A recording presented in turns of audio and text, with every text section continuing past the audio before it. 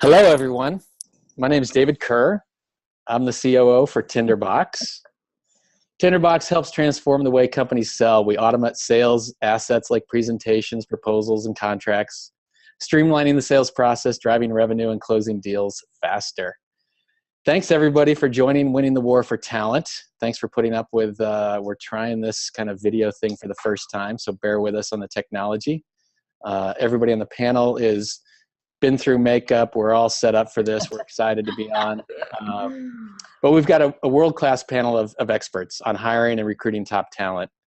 And as everybody knows who's joined this and wanting to hear from these folks, it's challenging for companies, especially high-growth companies, to find the right talent to help their company to be successful. Today's sales professionals aren't looking for just high compensation and perks. They're looking more for a culture. They want to be at a place where they can make a difference, fulfill a mission, and take really a holistic approach. So as we go through today, if you look at the bottom of your screen, there's going to be a question tab there. So we'd love for you to submit questions at the bottom of the screen and join in the conversation that way. You can also use the hashtag War for Talent. So War for Talent on Twitter, hashtag War for Talent. And we'll be checking for questions there and we'll enter those. So we're joined, and I'm really excited because these guys are all really experts in their field, by Trish Petruzzi. She's the president and co-founder of the Bridge Group. Carolyn Betts Fleming, she's the CEO and co-founder of Betts Recruiting, and MT Ray, the vice president of talent at High Alpha. And what I'd love to do is just start, and maybe Carolyn with you, if you could give just a brief introduction, and then we'll go through all three of you, and then we'll start asking some questions. Great. Yes. Hi, Carolyn Betts Fleming. I'm the CEO and founder of Betts Recruiting. We're based in San Francisco. We have offices throughout the U.S. and in Europe, and we specialize in finding revenue-generating talent for all types of companies with a strong specialization in technology. That's great. How about MT? How about you introduce yourself, please? Sure. Hello, everyone. I'm MT Ray. I'm the Vice President of Talent for High Alpha. We're a venture studio based in Indianapolis where we're helping launch and build and scale startups in the tech community. So pretty exciting. My role, I'm responsible for hiring the talent, assessing talent, working with our CEOs to build out their teams. Prior to joining High Alpha, I was with ExactTarget and then Salesforce, where I led the global recruiting team, where we hired, well over 3,000 people as we built the company and were eventually acquired by Salesforce. Great. Trish? Hi, I'm Trish Bertuzzi, the president and founder of the Bridge Group, which is an inside sales consulting firm with offices in Boston and San Francisco. And I'm also the author of the Sales Development Playbook, How to Build Repeatable Pipeline and Accelerate Growth with Inside Sales, available on Amazon.com. It's great. Everybody should go buy it. I can see I think so. Lighting up right now. Absolutely. Good. It's perfect. Well, as everybody knows, I was actually just looking recently in preparation for this webinar. There are more than 100,000 sales execs positions posted on LinkedIn right now. So everybody is out recruiting. Everybody's looking for talent these days. High performing sales reps, it's not a high percentage, but a lot of them are actively in the job market, either some dissatisfaction with where they are, looking to move elsewhere. And then I was also looking at some other statistics. Somewhere around more than 40% of sales reps or AEs are looking that potentially they might move in the next 2-3 years for something that seems better, more opportunity, more compensation, whatever it might be. So it's incredibly intense out there. We're all somewhat painfully aware of it. And what I thought I'd do, this is kind of a big, broad question, but I thought maybe we'd start with Trish. I just would love to hear what innovative companies are doing today around recruiting. And I know that's broad, but let's start there and then we'll go around the horn. So I think innovative companies are understanding that there are new platforms that they get to play with. So for instance, if you're recruiting millennials and you don't have an Instagram strategy in place, you're missing a huge opportunity. You got to fish where your candidates swim, and those kids are swimming on Instagram. So building a really good Instagram strategy for recruitment, I think, is what a lot of innovative companies are doing. I also think companies that are innovative are using Glassdoor to their advantage. I mean, Glassdoor is like Yelp or TripAdvisor.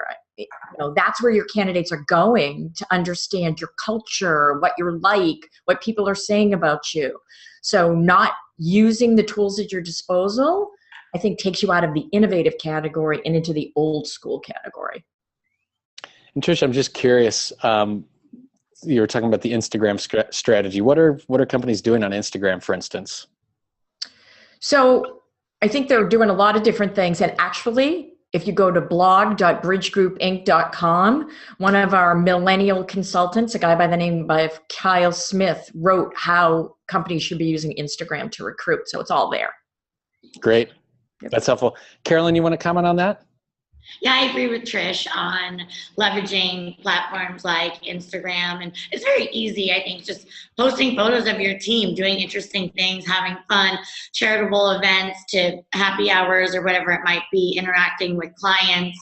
It's just like you would your own social media account, but doing it for your company. So I couldn't agree more.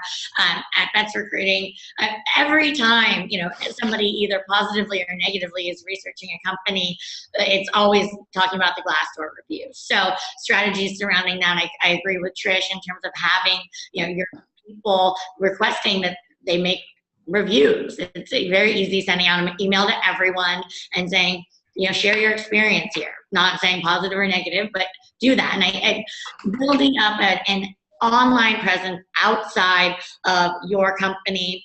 Some even more innovative companies are leveraging Snapchat. We haven't quite, a lot of our individual recruiters do that here with their candidates. I'm not that into it personally, but that's another big thing. And I know they're scaling out their themselves as well. And you mentioned the LinkedIn 100,000 postings. If that's all they're doing, they are missing so many opportunities to leverage their team. And your team is your biggest recruiting resource, and incentivizing them, and not just cash but cool things. We did a trip to Vegas here at Bets Recruiting one time where anyone who recruited somebody to come work here within a quarter, we did a one night in Vegas trip, and we got a lot of really great referrals. People still remember that trip to this day. That's great. I mean, that's very cool, because usually it's just kind of a cash spiff maybe or something like that, but doing something more experiential. And a lot of times with the cash spiff, it gets people excited right when they first start, but it's not the ongoing thinking of who do I know, who do I know, who do I know. Yeah, no, that's great. So MT, I was looking in the Wall Street Journal, and it kind of goes along with this theme, and they had an article, and it was essentially talking about young workers. Millennials are uninterested in sales. They feel that they perceive as risky or maybe defined too much by competition. And obviously, I think now it's something like 1 in 3 Americans workers would be counted among the millennials at this point in time. Mm-hmm. How do you go about it? You've got all these startups in the high alpha studio, essentially. How do you go about attracting millennials into sales? Yeah, I think it echoes exactly what Trish and Caroline said. I mean, you have to be your brand, and you have to be out there where they are. As far as the social media channels, obviously college recruiting, university recruiting, we're heavily involved in the local tech community, the startup community, just even getting millennials understanding what we're all about and what we're doing.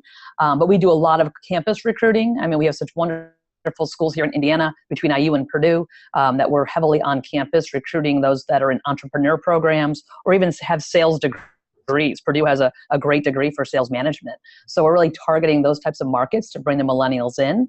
We also have a great program where we bring in interns. So we're exposing them at a younger age and bringing them into the fold and giving them a taste of what the tech life is like. And I think the presence that we have here locally, the brand we have, is really attracting young talent. So we're very lucky. Trish, do you have any thoughts on that? Just in terms of millennials making up more and more of the workforce and maybe being less interested in sales? I mean, are you seeing that or not? So I think it's hard to say because, I mean, when you come out of college, so few of us came out of college with sales degrees or are coming out of college with sales degrees, although that's totally changing now. Major initiatives underway for more and more universities to offer sales as an opportunity. But when you think of, I'll think of my son or my friends' kids, my son got a degree in international studies and speaks fluent Russian. Okay, right? He's a great content marketer and he's helped me build this business, but that's not what he went to school for. So I think they end up in sales as opposed to go there intentionally. And I think that's the other side of recruiting that we need to talk about is when you are recruiting someone, and Carolyn, in our pre-call, you talked about this a little bit. You've got to be prepared to make sure they stick. You can't just hook them. You got to keep them. So that's the sort of the other side of this whole recruiting dilemma we find ourselves in. Mm-hmm. So do you want to take that, Carolyn, and just talk a little bit about the retention side of things? Yeah, well, first I want to piggyback on what Trish was Sure. saying about, in general, branding as an industry in terms of getting bright young talent excited about being in sales. And I'm actually in the process of writing a blog post about that, and it should come out this week, because same with me. When I graduated, sales was not high on the list. Frankly, it was really the only job I could get. And I found out how much money I was going to make. And I'm like, okay, this is going to be faster moving out of my parents' house than other things. But I didn't know.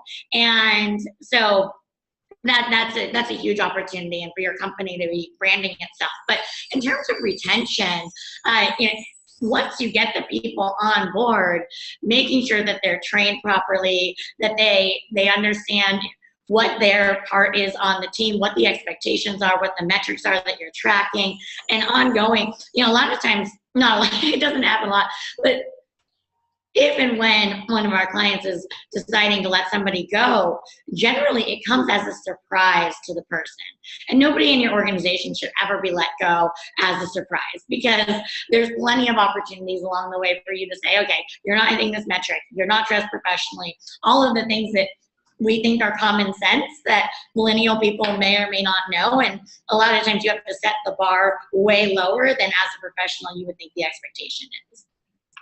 Totally agree. MT, do you have any comments on retention, especially of millennial sales or other sales folks? Yeah, I echo. A lot of it's the enablement piece. I mean, from a recruiting standpoint, we can go out and find the talent and attract them and hire them, and then we turn them over to the sales leaders, and they need to enable them and train them and engage them, and that's where they fall short a lot of times. There's not programs in place to set them up for success.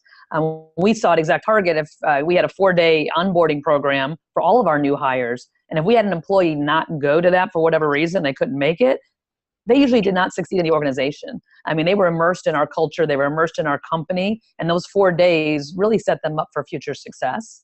And then the same thing with the sales team. I mean, they need to have a sales training program to get, especially these younger people, ingrained into the organization, get trained, understand just how to be in a business, and to be set up for success. If not, it's the recruiting team is just regurgitating and backfilling the same roles that we filled. It's job security for recruiting, but it's really not what we want. Exactly. I mean, that's what happens. Yeah. Well, especially when you lose folks, and the ramp time on a new sales rep takes so much time. So important once you get them in there to keep them. I want to make a point though that it's not just millennials. This whole retention issue extends into any sales organization. So you can have a very experienced field salesperson come into your organization, and if they just come in, you like have at it, and they're not successful, well, who's to blame? It's not the rep's fault. It's the culture, the management team, the lack of enablement, whatever it could be. I mean, I think retention is a huge issue that extends way beyond just millennials. Mm-hmm. Don't disagree. I mean, obviously, I know in the town where we live in right now, there's a big tech community, and we're seeing some of the biggest tech companies with some of their most experienced, most tenured, highest performing sales reps. They're tiring of it for whatever reason or another. They're not caring for the new culture, and they're leaving for other companies. Yeah. So I would agree. It's even some of the most tenured folks. Changing topics a little bit. So we talked about some of the tools on the outside for recruiting and so forth, the Instagrams and the Snapchats and some of these other things.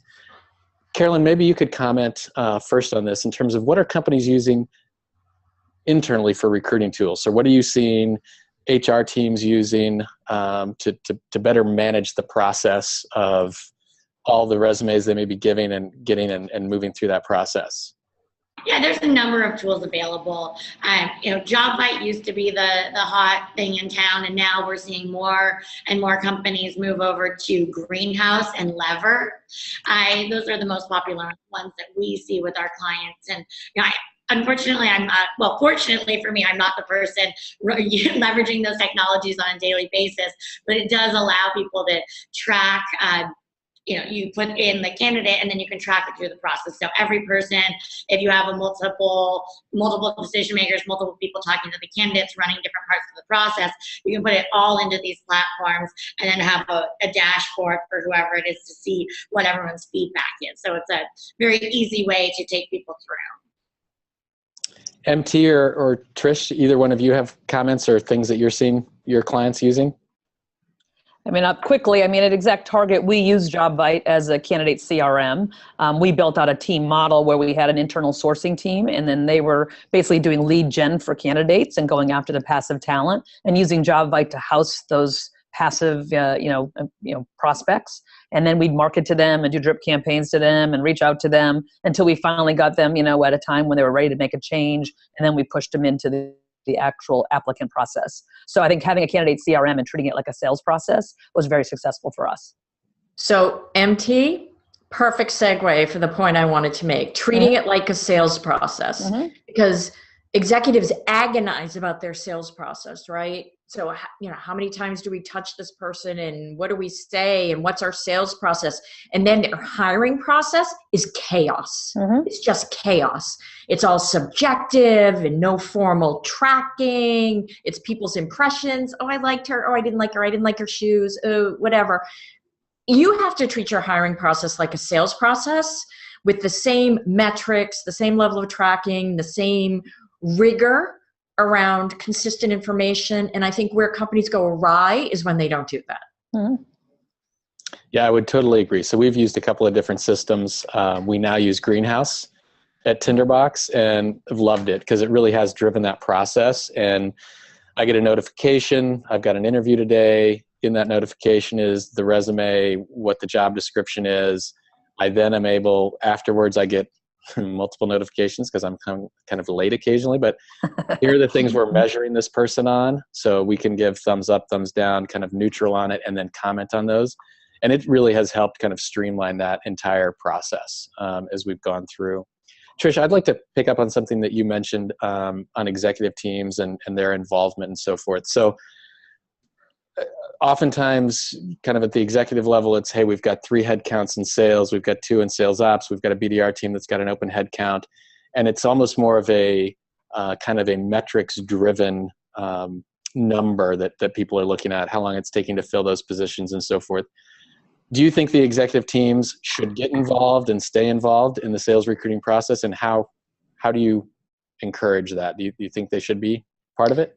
Well, I think they should be part of it in making sure the role is well defined, making sure the process is well defined, and making sure they're measuring the right things. I don't think they need to be involved on a day-to-day basis, but I think that if you're going after a candidate in a highly competitive market and you want the candidate badly, you need to be involved so you make sure things move fast. And I think the offer letter should come from the executive and not just the hiring manager or HR. I think that's something that resonates with people, is that little bit of personal touch in the hiring process. That's great. Carolyn, do you have any comments on that? Yeah, I was going to say, even I have VPs of sales that have HR have access to their inbox, to their email, and will send it to the candidate from the VP of sales if you're traveling or whatever. But it shows that extra touch of, we're looking forward to having you come on board. And I agree. Every time I hear that the internal recruiter is sending the offer letter, I think it's a huge missed opportunity for that last touch point to get the person over the edge. And sorry, what was the original question again? It's really just about executive involvement. Should they be involved in the sales recruiting process? Should they stay involved in that? Or should it really be at the level of, hey, we've got these open headcounts and tracking that? So just I feel mixed on that, because I believe in empowering your leaders to execute and do the job that you've hired them for. But I also think that the candidate experience, so I think a final quick call with somebody that your manager has given the thumbs up on it's a nice touch. It doesn't take a lot of time. And again, ended up, the person was going to take the offer. After they talked to me yesterday, they decided to decline. And that's fine because, and everyone, I was like, gosh, I wonder what I said. And people were like, you know what, if you're going to turn the person off now, when they come to work there, what's going to happen, right? So I think the extra, and that final organizational wide benchmark, right? When you have a larger company, we have about 150 employees globally now. To have me, the final touch on everybody, shows that we have the same benchmark in every office. But I think getting in the weeds and looking at the candidates and all that, that's not the executive position. MT, any thoughts on that? Yeah, I can totally jump in here. So when I was at ExactTarget, I ran the recruiting team, partnered very closely with the sales leadership on hiring. And it was a true partnership. And I think it just reflected the culture of ExactTarget where, bringing people in, having recruiting work closely with leaders was really important. So we every Friday had a headcount call. Sales executive was on that call with us, going through all of our open headcount and holding each of his hiring managers accountable to how they were doing and filling their open positions. Because he knew if they didn't fill their roles, they weren't going to hit their quota and their number for the year. And everyone gets busy and I'm going to get to it next week. And all of a sudden you're behind every quarter. So he put in a process along with myself. Every Friday morning we get on that call and hold every manager accountable to that partnership of recruiting. And it was not just the recruiting team finding talent and bringing them in. It was them finding talent, them being part of the process, them making sure they show up for interviews, and making sure the top leaders did meet with everyone. We met everyone in person. I mean, we really went all out to ensure we were hiring the right person. Due to the fact, like you said earlier, David, it does take 9 months to ramp up an AE at an enterprise level, and that's a big commitment. And we wanted to make sure that's the right person we were bringing in. So for us, it really worked to have that partnership and that respect.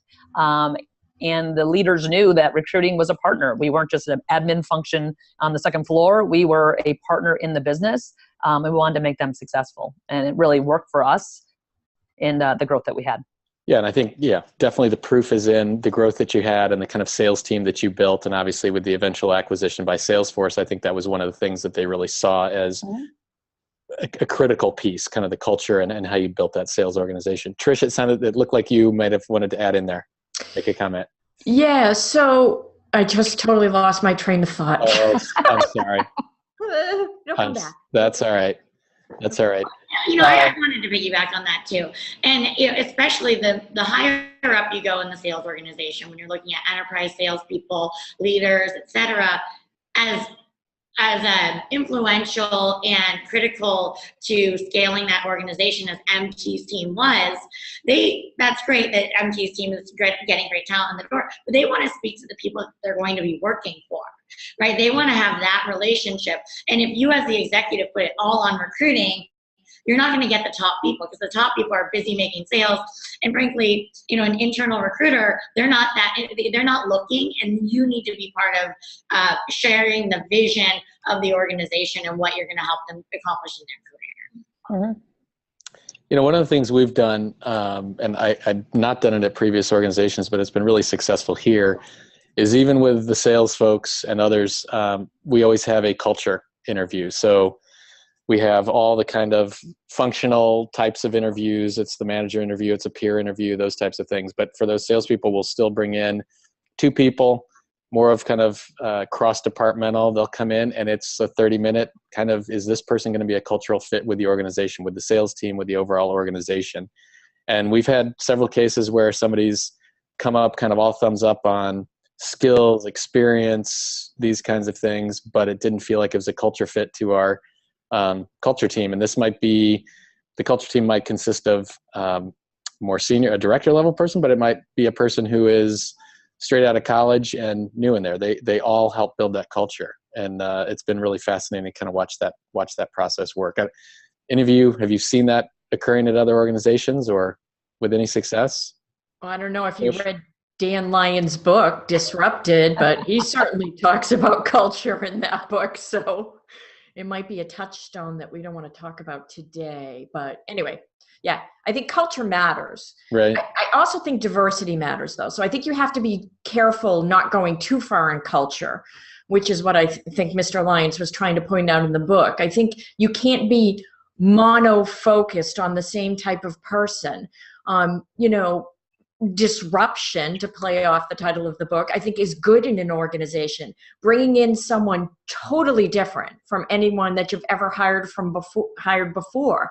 I think that's the sign of an organization willing to take a risk and willing to explore different avenues of talent. So I think culture's good as long as it's not a culture silo, for lack of a better term. No, that's interesting. And not just having that mono focus. Yeah. MT, did you want to comment on that? No, and I agree with what Trisha's saying. I mean, at Exact Target, our culture was very strong. So we were ensuring every step of the recruiting process, we were assessing a culture fit. So we didn't end up with a culture committee. I've heard of other companies who have had those, last few people come in that are not even related to the hire to kind of give their 2 cents. We kind of were doing that throughout the whole process, from how we branded ourselves to attract them, to the recruiting process, to the hiring themselves. So we didn't have the committee, but I do know other companies who have. I always was challenged by that because I kind of like to empower managers to make decisions about who fits their team from a culture standpoint. So I just always wonder, like, David, if the culture team said no, would you not hire that person? That's a great question. I just always wondered how that always worked at the end. So we have made that decision in a couple of cases. Have you? Some of us didn't think it was a right fit, but I like what Trish just said in terms of, or it gives me pause based on what Trish just said is, hey, you want to make sure you're not just creating this single-minded approach to culture, that you want that diversity of thought and so forth. And Carolyn, I know you want to comment on this. I do. Go for it. I think that it's, I think a lot of times culture is perceived as, do I want to go party with this person? And that is absolutely not something that people should be considering at all. And it happens in junior level sales organizations, and it's incredibly dangerous. But I think that basing your culture off of your values, at Vets Recruiting, we love what we do. We build genuine relationships. We stand for the greater good. We get the job done quickly. Looking at those things and interviewing the culture based on that, as opposed to, do I want to be best buddies with this person, is a really good way to maintain that. Mm-hmm. And just to also talk with what Trish said about diversity, I mean, especially in the tech startup world, I am constantly kind of preaching that message that, we have a lot of young millennials starting these great companies, we're building teams, and we need to bring in some diversity, whether it be, gender, whether it be age, whatever it might be, but we need different viewpoints to ensure that, we're building the best companies that have a diverse population. Well said, MT. So to that end, let's go into that. How can sales organizations within companies make efforts to improve that diversity, to increase diversity with regard to women, people of color, otherwise? What MT, do you want to follow on with that thread? And then I mean, I think a lot of it's education as well. Making sure you're putting that at the forefront. I mean, I know at Salesforce, just use them as an example, bringing women into more senior level roles and ensuring that diversity was there. Every interview at a certain level and above had to have female candidates in the interview process. I mean, it was more like, we will look across all lines and make sure we have a good representation of candidates in the pipeline, not just, the white male sales leader, but to make sure we have a female, we have a diversity in, nationality, et cetera. So that's just making sure you're putting that at the forefront, and not that it's a metric, but it is at least a stick in the ground to say, we want to make sure that's happening. Doesn't mean that they're the best candidate, but at least we're going to go in and talk with them and ensure they're being looked at. No, that's great. Trish, do you have a comment on that? So I think, when I talk to executive leaders and I sort of give them a kick in the pants, I'm like, where are the girls at? You go into the boiler room, millennials, sales organ. I'm like, where are the girls at? And they're like, oh, we don't get women to apply. Well, let's look at the face you're putting out to the world. So your job description talks about benefits like foosball, keg parties. If you make quota, you're called a baller. I mean, yeah, I don't know, but I'm not going to apply for a job there. Or the pictures you put out on the site are people kayaking, and it's all male, and it doesn't look open. I mean, I think you have to. MT talked a lot about brand, and I think she was right. I think if you want diversity, then you have to brand yourself as a company that's open to diversity and start appealing to the people that you want to attract. No, I think that's great. Yeah. I'm going to be careful not to call you a baller, but I think you kind of are, Trish. But You know, I'm probably one of the few people in the world that would take that and go, yes, I am. But I don't think a lot of women would relate. Yeah. You are a baller, Trish. Thanks, Carolyn. So I agree with Trish. And I think it needs to start early, right? A lot of times people have this frat culture and then they're, oh shoot, we need to hire more women. And it becomes a challenge, right? And something that, because when women look at that company and they see no women at the top, not a lot of other people, and everyone, kind of already friends, it seems intimidating to join the organization. So, I'm working with a lot of leaders now that are being very intentional with their initial hires to say, okay, women are a priority, and we need a diverse culture, and it's going to be more successful for them. And then also promoting women, having women in leadership positions is important, because if you're looking as a woman or somebody, a diverse candidate for whatever reason, you want to see other people like you having opportunities to grow. And if you see that, then it's going to be a more attractive opportunity for you. yeah, I probably, for PR purposes, shouldn't tell on myself here, but I will. We have done a lot intentionally to attract more women, to attract more diversity. We've admittedly struggled in the Midwest, but the other day we literally got an email for somebody that was somewhat interested in a position, and they had gone out and they'd looked at our website, and it's got a lot of folks that look a little bit like this guy. And she said, hey, I've heard about senior women at your company. I've heard about this or that, but I don't see any on the website, essentially in kind of the About Us page. And it was that email made it around the organization pretty rapidly in terms of, okay, we've got to take heed and make sure that, I don't know if it was Trish who said it or all three of you that said it, that we've got to make sure that we're presenting ourselves out in the marketplace that way, from the website all the way through everything that we're doing, if we want to attract that kind of diversity. Yeah. So anyway, it's certainly a big issue. And also, obviously, I also feel like it's got to start in the schools. It's got to start early on. It's got to start kind of from middle school, high school on up, in terms of making kids realize that they can participate in these kind of companies. So. And I think MT hit on it, but when we talk about diversity, we always think about gender or nationality, but we have a problem with age in the technology space. So I think that's an issue that's coming out strong and loud now. And so when you think about diversity, maybe you can hire that person in their 40s. Ooh. Maybe you can. Maybe they can bring value to your organization. Yeah, they're not going to go out and get beers on a Friday night. They have to go home to their family, but they might be the next best hire you have ever made. So I think when we think diversity, we actually have to think diverse in many different ways. Thank goodness our company did that. Turns out I'm over 40. Hey, turns out I am too.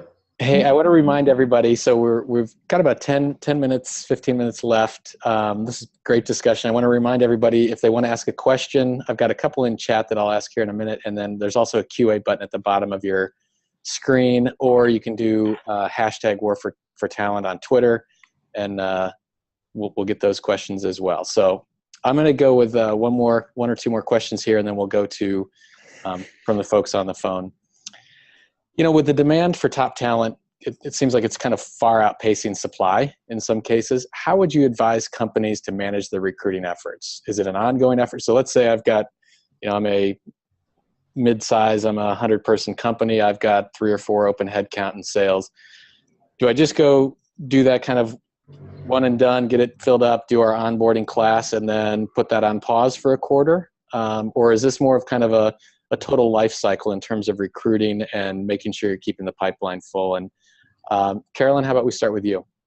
Yeah, well, I think the biggest priority is obviously filling open headcount. Getting behind on that is very risky, as Trish mentioned earlier, in terms of hitting your revenue targets and whatnot.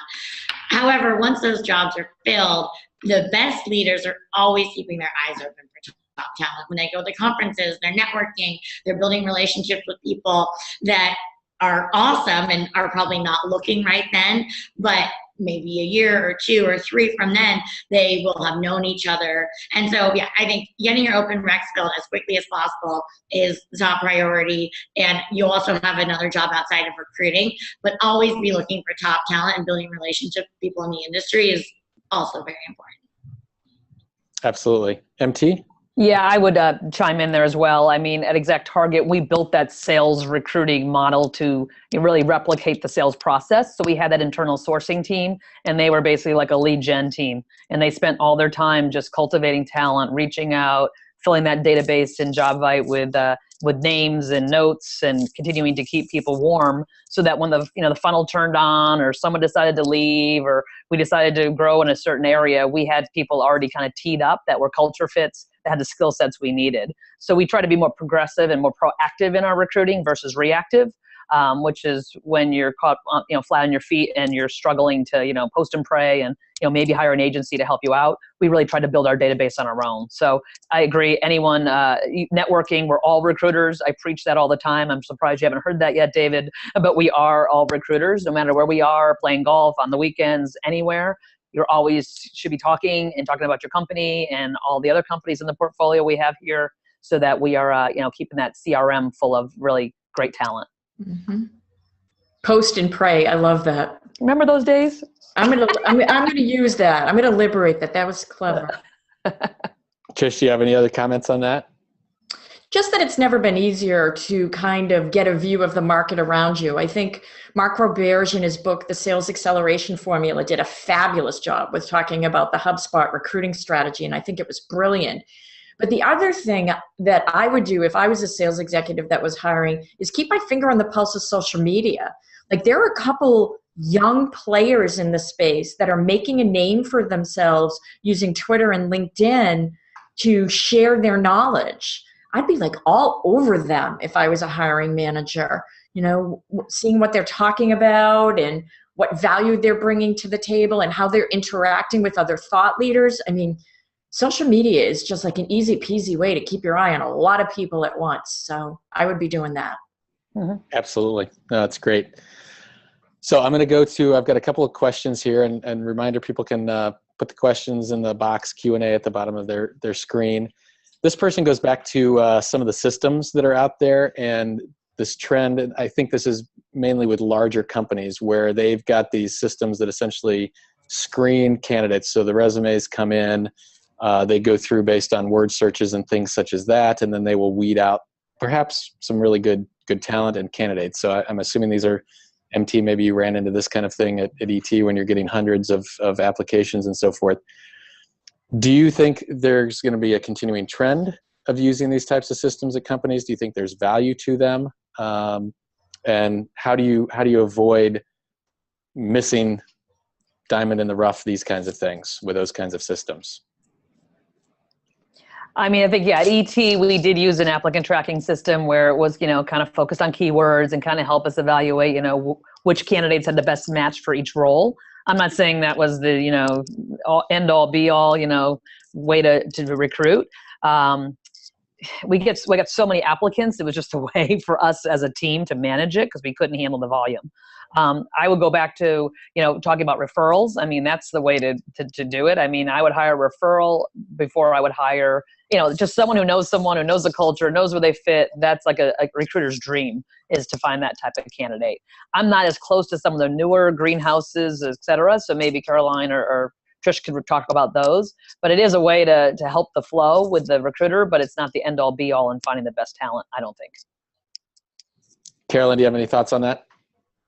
Yeah, if you're a big company and you have limited resources, it's I used to work at Career Builder before I started Vets Recruiting, and my clients would get hundreds of applicants for each job that they would post, and a lot of the people were not qualified. That was one of the reasons I left to start this company, was because it was adding very little value and taking up a lot of people's time to go through all of the resumes. So yeah, while somebody might slip through the cracks, I think that's the risk that you have to take, and making sure you opt. It's like going after this little company that inbounds that has no budget that might buy from you, that's not as good of a way of spending your time on legitimate candidates that have the exact experience that you're looking to target for your company. Mm-hmm. And if I, as a candidate right now, I tell people all the time, it's all about networking.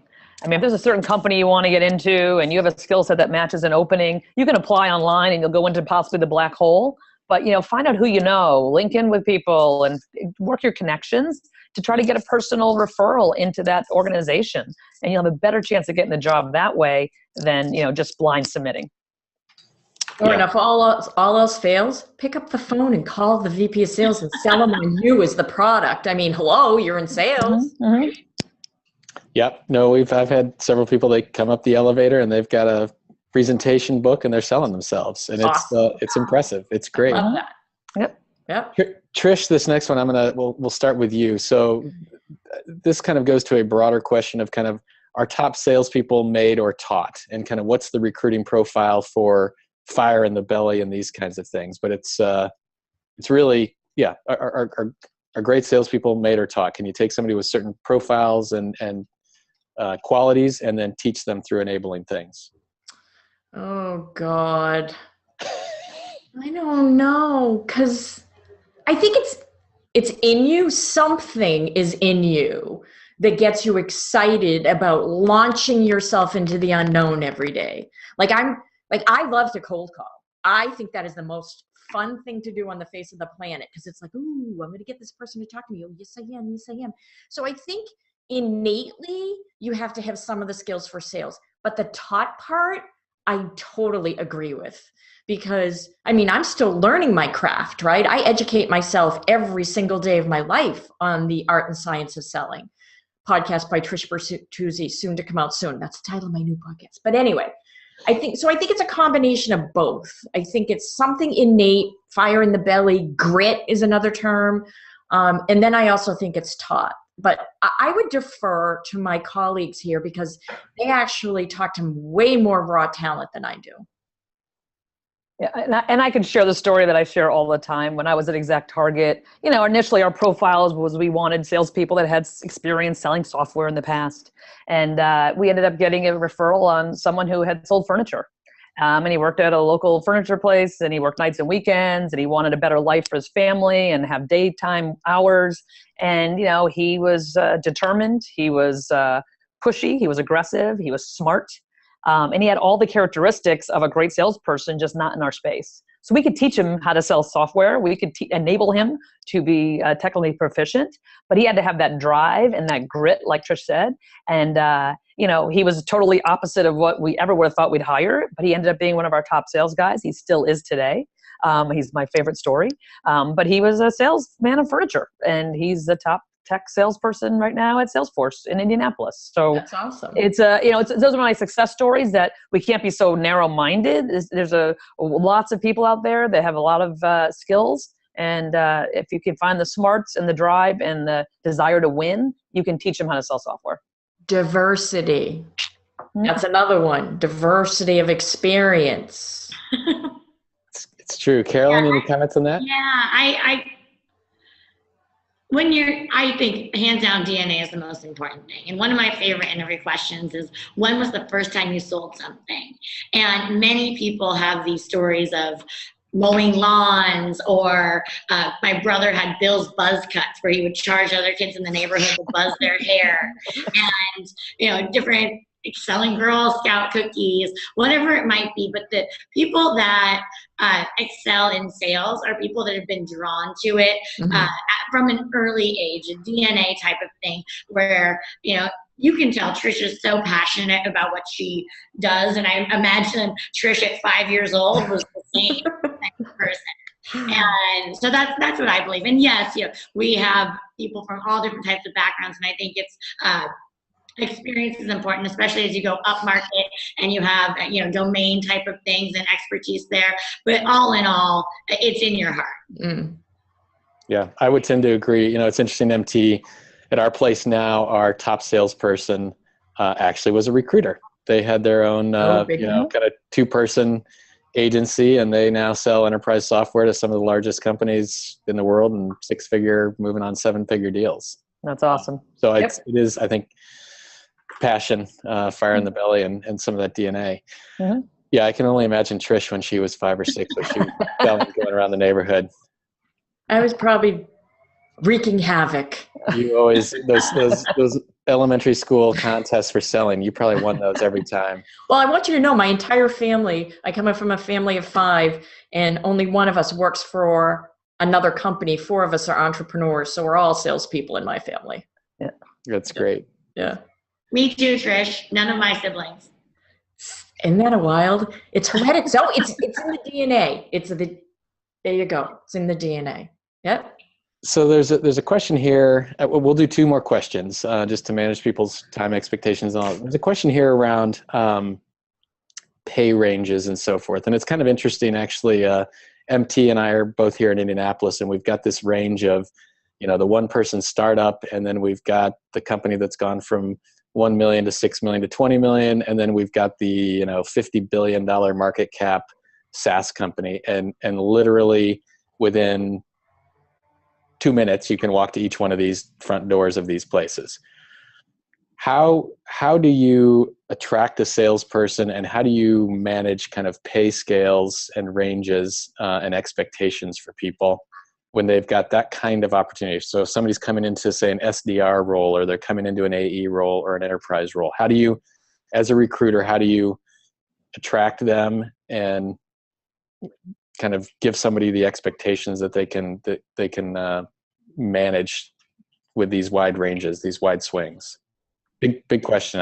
MT, do you want to start on that one? Sure. I think it's total transparency. As you know, David, I'm right here next to you, and I'm talking to people all day long and trying to recruit people to come into one of our tech startups. We pay competitive base salaries. We also have an equity play. That's the difference. So some of the other companies here locally are paying more on a base salary standpoint, have a bigger bonus, have a lot more benefits, et cetera. But it's also a larger company, and maybe the impact you're making every day is not the same. So, really trying to sell the opportunity, sell the growth, sell the fact that you're in an environment where you are moving the needle every single day, where in a larger company you become more specialized. And there's less process, and it's a little more fun. We're kind of making it up as we go along. So it's just kind of really trying to be very clear and transparent about the opportunity, the environment they're going into, the pluses and minuses. I'm always positive about the other opportunity as well, and try to explain what it is compared to, and let them make that decision. I mean, I'm very, as a recruiter in my role, very clear about, I never beg anyone to work here. I'm very just honest about what we offer and the opportunity, and it's up to them to make a decision if this is the right place for them or not, because we want it to work on both sides early. We don't want to miscommunicate. We don't want this. We want it to make sense up front early, so that we have a very long, successful relationship. Absolutely. That's great. Carolyn, how about you? I agree. I think that the best sales leaders that recruit the most successfully are easily able to share the pros and cons between going to a sales force versus their growth stage startup company. And there's apples and oranges, and you can interview at both. And at the end of the day, if this is for you, then this isn't, and maybe 2 years from now, get that training there and then come work here, or start off here, whatever. So I think that most as transparent as you can be, the pros and cons of the different options, people are going to have a lot of respect for you, and the right people that are the right fit for your company at that time will join. Yeah. And that just builds the pipeline for the future. I mean, that's all about the relationship building. So I will encourage people to go to Salesforce down the street if it's the right thing for them today. And they'll appreciate me for saying that. And who knows, 2 years from now, they might be coming back and saying, hey, it's time for me to jump out. I want to go small. And I'd be happy to talk to them. So it's just relationship. Mm-hmm. Great. Trish, any comment on that? No, I think my esteemed colleagues had great answers. Okay, so this last question here, and maybe we can turn it into a positive of sorts, but what are the 2 or 3 biggest mistakes companies make in hiring? And maybe Trish, you can start us off with that one, and this will be our last question. So if you've got any other kind of closing thoughts, book promotions, things like that, throw those in there too. Did I mention the sales development playbook? Yes. So I think 2 or 3 biggest mistakes. One is it's chaotic and it's subjective and it's not process driven. And then I think a big mistake companies make is not getting it done, son. Like, get it done. Your candidates are talking to a lot of people. What are you waiting to pull that trigger for? you're going to lose the candidate. So those are my two big ones, chaos and slowness. MT, how about you? I would say the most important step in the process to me is the sourcing strategy conversation. When a hiring manager has an open headcount, it's time to go find talent. Let's sit down early before we even start recruiting about what they really want, target companies, profile, skill set, and make sure it's a wide enough net that we're going out to look for people. But then at the end, when we're evaluating talent, we're able to say, this is what you said you wanted. Is this what we got? Are you sure this is the right fit? Mm-hmm. So I would say ensure we have a very clear sourcing strategy for the recruiting team. Obviously the brand, make sure you're being your brand and reflecting your brand on your social channels as well as your website and LinkedIn. And don't make the process so long. I agree with Trish. Sometimes it gets dragged out or it's a black hole. Keep in touch with candidates, respect them. They'll respect you. And it'll really help, get that talent in the door quicker. Carolyn. I agree with Trish and MT, and especially on the speed and process stuff, but also personal accountability. I think sales leaders are very good at, a lot are managing and making their reps accountable for whatever it is. Mm-hmm. However, when it comes to recruiting, they don't hold themselves accountable for helping find the right people. They, leverage, MT's team and say, where are all the candidates, or, the agency, but yet at the same time, there's not that strategic partnership of how are we collectively getting the right people in the door, because ultimately that person has to work for you and you need to find the right person for your team. So as a sales leader, be accountable and be the person be a great partner to all your resources and be a great advocate for yourself and your company and your team. Yeah, well said. Very well said. Great, yes. Great closing there. So like I told everybody, this was a world-class panel of experts on hiring, recruiting, just general advice for all kinds of things. So this was great. Thanks so much, Trish Petruzzi, Carolyn Betts, MT Ray. Thank you all for joining. We really enjoyed it today. Everybody have a good afternoon. Thanks so much. Thank you. Thank you. Bye.